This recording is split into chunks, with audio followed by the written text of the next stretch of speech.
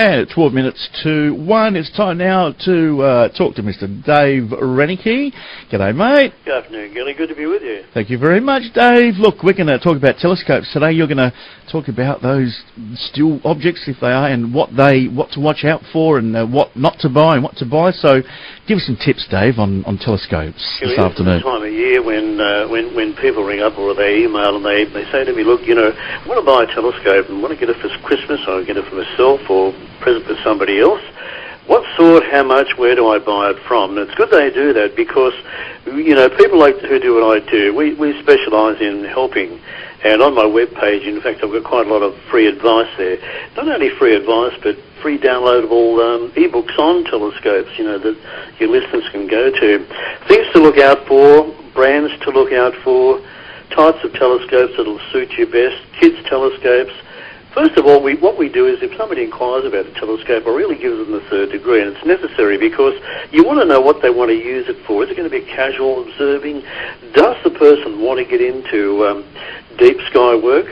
Is it a telescope that's only going to be used on the weekends to come out and have a look at the sky like 2 or 3 times, and then go back inside, maybe come out the next weekend and go whale watching? Well, that's the sort of thing we want to know about, and also, of course, what's your budget? I think the 2 rules are this. There are 2 main rules. One of them is watch out for anything under $300 in this country. Any telescope under $300 in this country is generally junk. And I say it because it's true.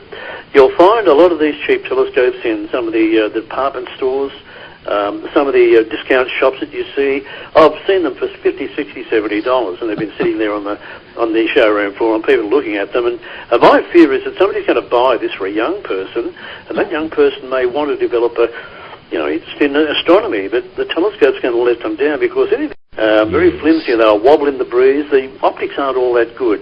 Telescopes these days, in the main, are a compromise between price and quality, and unfortunately quality does suffer.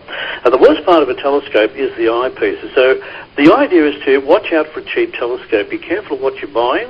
You'll see a cheap telescope will have a big coloured picture of Jupiter on the box, another big coloured photograph of Saturn on the box, and all these beautiful coloured gas clouds. Well, you won't see them. You won't see them with the biggest telescope you can get because we don't generally see colours with the eye. These are only things that the cameras can pick up, and photographs can impress that image over a period of time with time exposures.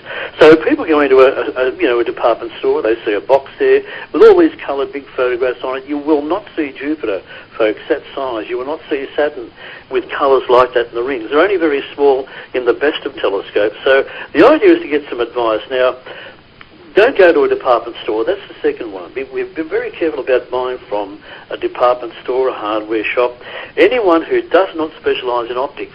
Your best shot is to go to a camera shop. If a camera shop has got telescopes on the showroom floor, there's a pretty good bet the guy who runs the shop or his people will know a fair bit about telescopes. They're there to advise you like I do now.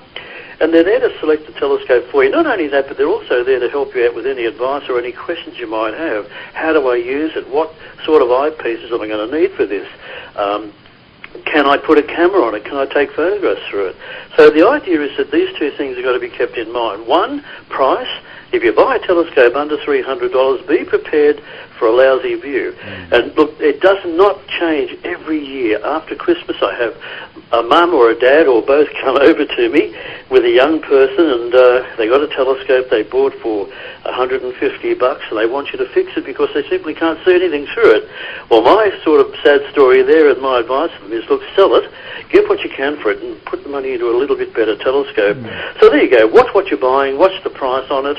I think, brand names do come into it to a degree, but really it's price and also where you buy it from. So they're the 2 things that I tell people, and they're the 2 things that I ask them to have a look at. So there you go. Right. That's a little bit of advice for you. Well, I've got a telescope. I've got a 4.5-inch reflector. That's a very small telescope. That's 114 millimetre. Well, I call it the Hubble, but anyway. Now, at times, like on cold nights, when I used to get out there on cold nights, it used to get all foggy. So what do we do when it becomes foggy? And, what do we do? There's not much you can do when a telescope ices up like that. It's called dewing. And what you can really do is put a funnel across over the top of the telescope like a tube. Right. You can get a piece of cardboard and roll it up into like a postal tube, and you can stick it over the top end of the telescope where the lens is, not the part you look through, the part at the top there. That'll tend to keep the dewing down. Make the tube maybe 4 or 5 inches long. Don't make it a foot long or anything like that, but put a little cap on the end of it. That will help you to a degree. The worst thing you can do is to bring that telescope from outside when it's cold inside. Now be careful of this one, especially telescopes that have got mirrors in them. People bring them inside and they usually turn the telescope so it's facing upwards. And you can always see that. Whenever you see a telescope, it's pointing towards the sky, whether it's inside or outside. Now what happens is if you bring that telescope in after a while being outside into a warm room, you'll find condensation will fill up on the glass, or it'll get on the lens of the telescope. Reflecting telescopes, the Dobsonians are the same. They've got a mirror in the bottom.